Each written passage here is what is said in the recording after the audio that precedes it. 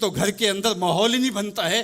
ہمارا دین، ہمارا کلچر، ہماری تہذیب، ہمارا تمدن ہمیں یہ سکھاتا ہے لیس منا من لم یرحم صغیرنا ولم یوقر کبیرنا، جو چھوٹوں کے ساتھ شفقت سے پیش نہیں آتا اور بڑوں کے ساتھ جو ہے وہ توقیر سے پیش نہیں آتا، میرے حضور نے فرمایا میرے ساتھ اس کا کوئی تعلق، کوئی ربط، کوئی رشتہ نہیں ہے۔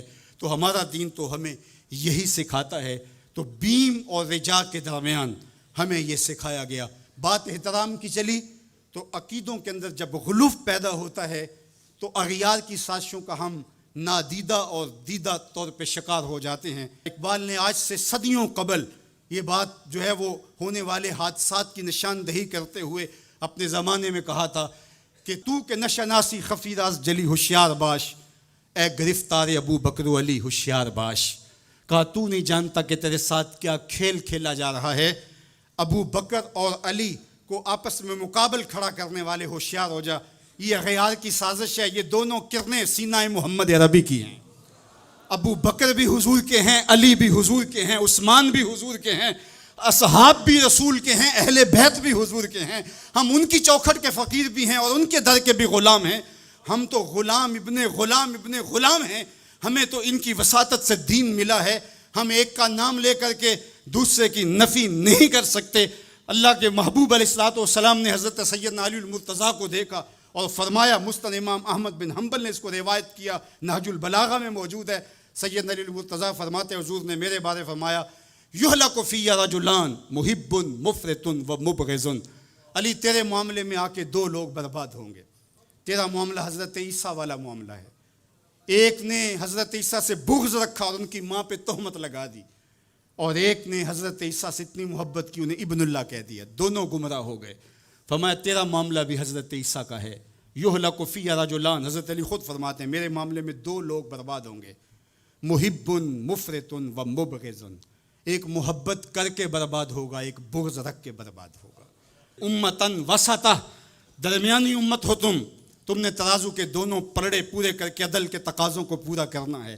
ایسا نہ ہو کہ علی کی محبت آنکھوں پہ پنٹی باندھ دے، تمہیں ابو بکر بھی نظر نہ آئے، تمہیں غارِ ثور کی بلندیوں پر اپنے کندھوں پہ حضور کو اٹھا کے لے جانے والا صدیق بھی دکھائی نہ دے، اور تمہیں جو ہے وہ دشمن کے آگے سینہ تان کے کھڑے ہونے والا فاروق بھی دکھائی نہ دے، اپنا سارا مال حضور کی راہوں میں خرچ کر دینے والا تمہیں عثمان نظر ہی نہ آئے، تم یوں اندھے ہو جاؤ۔ اور ایسا بھی نہ ہو جانا کہ علی کا نام لیا جائے تمہاری طبیعت میں بے چینی آ جائے، تمہارے چہرے کا رنگ بدلنے لگے، تم علی کا نام گوارا نہ کرو۔ جس علی کا ذکر بھی عبادت ہے، تمہیں ٹھنڈ کیوں نہیں پڑتی ہے، تمہیں تسکین کیوں نہیں ہوتی ہے؟ تو کہا نہ ادھر لڑکنا، نہ ادھر لڑکنا، نہ تم گمراہیوں کا شکار۔ وَكَذَلِكَ جَعَلْنَاكُمْ أُمَّةً وَسَطًا، تم امت وسط بن کے رہنا، تم ترازو کے دونوں پلڑے برابر رکھنا۔ اور میں آپ کو امت وسط کے حوالے سے ایک ضروری بات وہ بھی بتانا چاہتا ہوں، وہ یہ کہ میرا اسلام، میرا دین امن کا دین ہے۔ قیام امن دین کے مقاصد میں شامل ہے، لیکن دوسری جانب اگر دشمن کی سرکوبی کے بغیر راستے نہ نکلتے ہوں تو اسلام کہتا ہے گھوڑے تیار رکھو۔ اسلام کہتا ہے تمہاری تیغ براں اس کے سر کو کاٹتی ہوئی آگے بڑھ جائے، تم ان کے جوڑ جوڑ پہ مارو۔ تمہیں جہاد کا حکم دیا گیا تو ان دونوں پلڑوں کو برابر رکھنا پڑے گا۔ کہیں ایسا نہ ہو کہ تم امن کی بات کرتے کرتے جہاد کو ہی بھول جاؤ، اور ایسا بھی نہ ہو کہ تم جہاد کی بات کرتے ہوئے امن کا مذاق اڑانے لگو جو کہ دین کے مقاصد سے ہے۔ جہاد بھی امن کے قیام کے لیے کیا جاتا ہے۔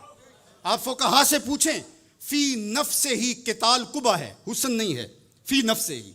لیکن یہ حسن کیسے ہوا؟ لغیر ہی ہوا، یعنی چونکہ قتال سے پھر پائیدار امن آئے گا، لہٰذا یہ مجبوری قبول کر لی گئی۔ تو اصل امن ہے، امن کے قیام کے لیے جہاد کیا گیا، اور اس میں تمہارا نفس نہیں آنا چاہیے۔ حضرت علی کے منہ پہ تھوک دیا جاتا ہے، پیچھے ہٹ جاتے ہیں چھاتی سے، علی کا نفس شامل ہو گیا۔ یہ ہمارا دین ہے۔ شہادت ہے مطلوب و مقصود مومن، نہ مال غنیمت نہ کشور کشائی، شہرت پسندی کے لیے۔ ابو امامہ الباہلی فرماتے ہیں حضور علیہ الصلوۃ والسلام سے پوچھا، ایک شخص شہید ہو جاتا ہے، جان راہ خدا میں وار دیتا ہے، لیکن اس کے دل میں ہے کہ چلو میری شہرت بھی ہو جائے گی تو اس کو اجر ملے گا؟ میرے حضور نے فرمایا فلا شیء لہ، اسے کوئی اجر نہیں ملے گا. تو کہتے ہیں میں سمجھا کہ میں اس بات کو صحیح طور سے بیان نہیں کر پایا، تو میں نے پھر کہا حضور اعلاء کلمت الحق کے لیے، دین کی سربلندی کے لیے اس نے یہ سب کچھ کیا ہے، لیکن ساتھ یہ بھی ہے کہ چلو ناموری بھی تو ہوگی. حضور نے پھر فرمایا فلا شیء لہ، اسے کوئی اجر نہیں ملے گا. تیسری مرتبہ پھر پوچھا حضور اس کا مقصد اللہ کے جھنڈے کو اونچا کرنا، اعلاء کلمت الحق، لیکن ساتھ یہ بھی ہے چلو ناموری بھی تو ہوگی. میرے حضور نے پھر فرمایا فلا شیء لہ، اور پھر مزید وضاحت کرتے ہوئے فرمایا اللہ صرف اسی عمل کو قبول کرتا ہے جو محض اس کے لیے کیا گیا ہو. تیرے عمل میں اخلاص ہو تو اس کا اجر کچھ اور ہے، حور و خیام سے گزر، بادہ و جام سے گزر. محض اس کی رضا کے لیے عمل ہو تو وہ جہاد ہے، ورنہ وہ جہاد، وہ قتال جہاد ہی نہیں ہے جو نفس کے لیے کیا جائے، جو مال غنیمت کے لیے کیا جائے، جو لوگوں میں بڑھوتری، جو زمین کی ہوس میں کیا جائے، جو خواہشات نفس کے لیے کیا جائے. تو ہمیں جہاد کے لیے بھی شرائط دی گئی، لیکن اس کا مقصد امن کا قیام ہے. تو بعض اوقات ہم یہاں توازن برقرار نہیں رکھ پاتے، اور توازن کا برقرار نہ رکھنا بہت سخت نقصان کا سبب بن جاتا ہے. یہ بلڈ پریشر تھوڑا سا اوپر نیچے ہو گیا زندگی لے جاتا ہے. اب کہیں یہ تھوڑا سا ہی نیچے ہوا، کیا فرق پڑا اس سے؟ میاں اس توازن کا نام ہی تو صحت ہے، صحت کا نام ہی تو زندگی ہے. 1262 سے لے کر کے 1290 تک خاقان اعظم قبلائی رہا. اس کے اندر دلچسپی پیدا ہوئی، مختلف مذاہب کی طرف رغبت پیدا ہو گئی. اس نے مختلف مذاہب کو ماننے والوں کو اپنے پاس بلایا. غلام مرتضیٰ میکش نے یہ تاریخ اسلام میں سارا واقعہ لکھا ہے، اور اس نے بدھ مت کے لاماؤں کو، ہندوؤں کے بڑوں کو، جوگیوں کو، پادریوں کو، سب کو بلا کے کہا مجھے اپنے اپنے مذہب کے حوالے سے کچھ بتاؤ. تو جو عالم دین گیا مسلمانوں کی طرف سے، اس نے جہاد کی آیتیں پڑھی، اور جس میں کفار کو قتل کرنے کا حکم نامہ تھا. تو قبلائی خان نے کہا کہ تمہارا دین کافروں کو قتل کرنے کی تلقین کرتا ہے؟ اس نے کہا ہاں. تو کہا پھر آپ ہمیں قتل کیوں نہیں کرتے؟ تو کہا کہ ہمارے پاس طاقت نہیں ہے. تو کہا اگر طاقت ہو تو کہا پھر ہم تمہیں کاٹ دیں. تو اس نے وہیں کھڑے کھڑے حکم نامہ جاری کیا کہ ان کا دین اگر ہمیں قتل کرنے کا حکم دیتا ہے، طاقت نہ ہونے کی وجہ سے یہ رکے ہوئے ہیں، تو پھر یہ کیوں زندہ بچے؟ اس نے فوراً حکم نامہ جاری کیا جو مسلمان سامنے اس کو کاٹ دو. مسلمان گاجر مولی کی طرح کٹنے لگے. یہ کلمہ حق کہہ کے آیا تھا وہاں. اس دور کے صوفی بزرگ اور عالم شیخ جلال الدین علیہ رحمہ، پتہ چلا کہ یہ ایک عالم کی لغزش سے سب کچھ ہوا ہے. عالم کا پھسلنا عالم کا پھسلنا ہے. تو گئے جا کے بادشاہ کو کہا کہ بادشاہ کیا ماجرا ہوا؟ کہا تمہارا دین ہمیں قتل کرنے کا کہتا ہے اور ہمارے پاس طاقت ہے، پھر ہم آپ کو کیوں چھوڑے؟ تو کہا صاحب وہ دین کی تعبیر کو سمجھتے نہیں تھے جنہوں نے آپ کو بتایا. حالت جنگ کے یہ احکام ہیں. عام دنوں کے اندر تو اسلام یہ نہیں کہتا، اور حالت جنگ کے اندر آپ بتائیے کون کسی کو چھوڑتا ہے؟ لیکن میرا اسلام پھر بھی بچوں کو چھوڑتا ہے، پھر بھی خواتین کو چھوڑتا ہے، مذہبی رہنماؤں کو چھوڑتا ہے. اس نے کھڑے کھڑے حکم نامہ جاری کیا کہ جو کٹ گئے ابھی تلوار نیام میں ڈال لی جائے.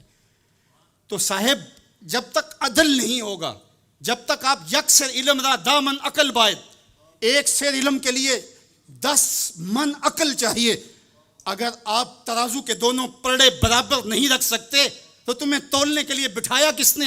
میرا رب کہتا ہے وَكَذَلِكَ جَعَلْنَاكُمْ أُمَّةً وَسَطًا، ہم نے تمہیں امت وسط بنایا. ترازو کے دونوں پلڑوں کو برابر رکھنا، دونوں پلڑوں کو جھکنے نہ دینا. اللہ کے محبوب علیہ السلام نے دونوں پلڑے رکھے. المومن غر کریم، مومن سادہ مزاج ہوتا ہے، بھولا بھالا سیدھا سادہ ہوتا ہے. اللہ اکبر. اب مومن کا سیدھا سادہ ہونا یہ کہیں ایسا ہی نہ ہو کہ لوگ اس کو دعوے لگاتے رہیں. کہا فطرتاً تو ایسا ہی ہوتا ہے، اس کی طبع ہے کہ وہ اعتبار کر لیتا ہے. لیکن دوسرے مقام پہ کہا بیلنس بھی کر لو. میرے حضور نے ارشاد فرمایا لا یلدغ المؤمن من جوہر واحد مرتين، مومن ایک ہی بل سے 2 مرتبہ ڈنگ نہیں کھاتا. اگرچہ وہ چالاک نہیں ہے لیکن زیرک ضرور ہے، اگرچہ وہ مکار نہیں ہے لیکن بصیرت کا نور اللہ نے اس کے سینے میں رکھا ہے. کہا اس کی فراست قلبی سے ڈرو، وہ اللہ کے دیے ہوئے نور سے دیکھتا ہے. اس کو اللہ نے چراغاں دی ہے، اللہ نے اس کو روشنی عطا کی ہے. عمومی طور پہ کہا جاتا ہے یہ دنیا والے ہیں، یہ دین والے ہیں، اور یہ 2 تقسیمات کر دی جاتی. یہ تقسیمات ہمارا دین ہمیں نہیں سکھاتا ہے. دونوں پلڑے برابر رکھو، دنیا بھی اور دین بھی۔ اصل دنیا کیا ہے؟ ملا رومی بولے چیز دنیا از خدا غافل بدن، دنیا ہے کیا؟ خدا سے غافل ہونے کا نام دنیا ہے۔ وہ آپ چاہے ممبر پہ بیٹھ کے غافل ہیں یا دکان پہ بیٹھ کے غافل ہیں، وہ آپ دنیا داری کر رہے ہیں۔ یہاں مقصد لوگوں کے دل اپنی طرف موڑنا، لوگوں کی جیبیں ڈھیلی کرنا، لوگوں میں اپنے آپ کو محبوب اور اپنے آپ کو جو ہے وہ لوگوں کا مقصود بنانا، اپنے بت کو تراشتے رہنا کہ لوگ پوجا پاٹ کرتے رہیں، یہ ممبر پہ دکانداری ہو رہی ہے۔ اور دوسرا دکان پہ بیٹھا ہے لیکن سچ کا دامن نہیں چھوڑتا۔ میرے حضور نے فرمایا سچا تاجر قیامت کے دن پیغمبروں کے ساتھ اٹھایا جائے گا۔ تو دنیا اور دین یہ دونوں ساتھ ساتھ چلتے ہیں۔ تو دین اور دنیا دو الگ الگ خانے نہیں ہیں۔ اسلام ترک دنیا سے روکتا ہے لیکن گھر کے دنیا سے بھی بچنے کی تلقین کرتا ہے۔ رہبانیت کا درس بھی نہیں دیتا، لا رہبانیت فی الاسلام، اسلام میں رہبانیت نام کی کوئی چیز نہیں ہے کہ تم گھر بار چھوڑ دو، تم بستی چھوڑ دو، تم کوہ و غار کی زندگی اختیار کرو۔ اسلام کا یہ مزاج نہیں ہے۔ ابھی بات ہو رہی تھی، حضور نے مواخات قائم کیے مدینہ المنورہ میں، 2 مرتبہ قائم کیے۔ ایک دفعہ حضور نے مکے میں قائم کیے تھوڑے سے صحابہ کے درمیان، اور مواخات مدینہ یہ کائنات کا ایک انوکھا باب ہے، اور یہ ایک الگ مضمون اور عنوان ہے کہ دو افراد کو، ایک انصار لیا اور ایک مہاجر لیا، اور حضور نے ان کے درمیان مواخات قائم کر دی۔ تو حضرت ابو درداء اور حضرت سلمان فارسی کے درمیان حضور نے مواخات قائم کی۔ تو جن کے ساتھ بھائی چارہ تھا وہ پھر حال پوچھنے جاتے تھے کہ میرے بھائی کو پریشانی تو نہیں ہے۔ تو حضرت سلمان فارسی گئے حضرت ابو درداء کے گھر، تو دیکھا کہ حضرت ابو درداء کی بیوی وہ عام سے کپڑوں میں تھی۔ تو انہوں نے کہا کہ میری بہن یہ کیا ماجرا، میلے کچیلے واجبی سے کپڑے؟ تو کہا کہ تمہارے بھائی کو دنیا کے ساتھ کوئی رغبت نہیں ہے، عورت آراستہ ہو۔ حضور نے فرمایا کہ عورت کی خوبیاں بیان کی کہ بہترین عورت وہ ہے جب اس کا شوہر دیکھے اس کو تو اس سے خوش کر دے، وہ اس کا لباس اور طرز زندگی ایسا ہو کہ مرد کے لیے مسرت، خوشی اور سرشاری کا ذریعہ ہو، تاکہ اس کی نظر یکسو رہے اور اس کے خیال